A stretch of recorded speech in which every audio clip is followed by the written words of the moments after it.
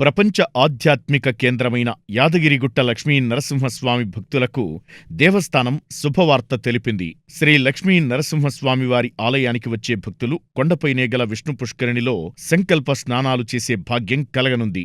ఇందుకోసం దేవస్థానం అధికారులు విష్ణు పుష్కరిణిని అందుబాటులోకి తీసుకురానున్నారు. యాదగిరిగుట్ట లక్ష్మీ నరసింహస్వామి ఆలయాన్ని గత ప్రభుత్వం 1200 కోట్ల రూపాయలతో ఆలయ పునర్నిర్మాణ పనులు చేపట్టింది. దీంతో యాదగిరిగుట్ట కొండపై ప్రధానాలయాన్ని విస్తరించారు. 10 ఏళ్ల క్రితం యాదగిరిగుట్ట లక్ష్మీ నరసింహస్వామిని దర్శించుకునే దంపతులు, భక్తులు కొండపై ఉన్న విష్ణు పుష్కరిణిలో స్నాన సంకల్పం ఆచరించేవారు. ప్రధానాలయ అభివృద్ధిలో భాగంగా కొండ కింద లక్ష్మీ పుష్కరిణిని ఏర్పాటు చేశారు. అప్పటి నుండి భక్తులు కొండ కింద లక్ష్మీ పుష్కరిణిలో స్నాన సంకల్పం చేసుకుని స్వామివారిని దర్శించుకుంటున్నారు. అయితే ఈ విధానంతో భక్తులకు ఇబ్బందిగా మారింది. దీంతో దేవస్థానం అధికారులు గతంలో మాదిరిగానే భక్తులకు విష్ణు పుష్కరిణిలో స్నాన సంకల్పం పునః ప్రారంభానికి ఏర్పాట్లు చేస్తున్నారు.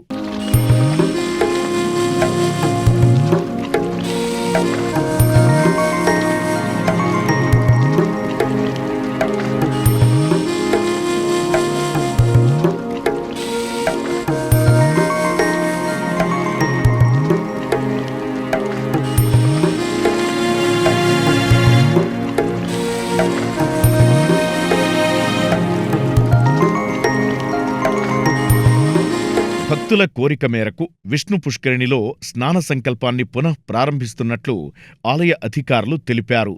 ఆలయ ఈవో భాస్కర్రావు విష్ణు పుష్కరిణిని అధికారులతో కలిసి పరిశీలించారు.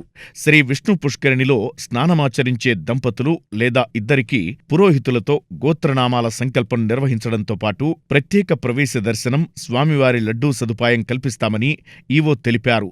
స్నాన సంకల్పం టికెట్ ధరను 500గా నిర్ణయించారు. దీన్ని ఆగస్టు 11వ తేదీ స్వాతి నక్షత్రం రోజు ఉదయం 9:30 ప్రారంభించనున్నట్లు అధికారులు పేర్కొన్నారు.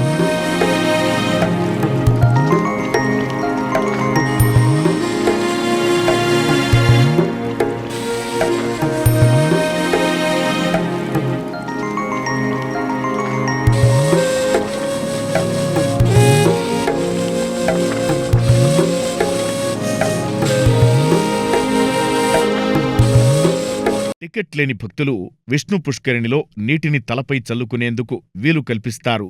కాగా పుష్కరిణిలో చెత్తా చెదారాన్ని తొలగించి పైభాగంలో జాలీ మెష్ ఏర్పాటు చేసి తెలుపు రంగు పెయింటింగ్తో దేవస్థానం అధికారులు ముస్తాబు చేస్తున్నారు. గతంలో మాదిరిగానే కొండపై విష్ణు పుష్కరిణిలో స్నాన సంకల్పానికి అధికారులు ఏర్పాటు చేయడం పట్ల భక్తులు సంతోషం వ్యక్తం చేస్తున్నారు. విష్ణు పుష్కరిణిలో స్నాన సంకల్పం చేసి స్వామివారిని దర్శించుకుంటే పుణ్యం కలుగుతుందని భక్తుల విశ్వాసం. తిరిగి పాత సంప్రదాయాన్ని కొనసాగిస్తున్నందుకు అధికారులకు భక్తులు కృతజ్ఞతలు తెలుపుతున్నారు.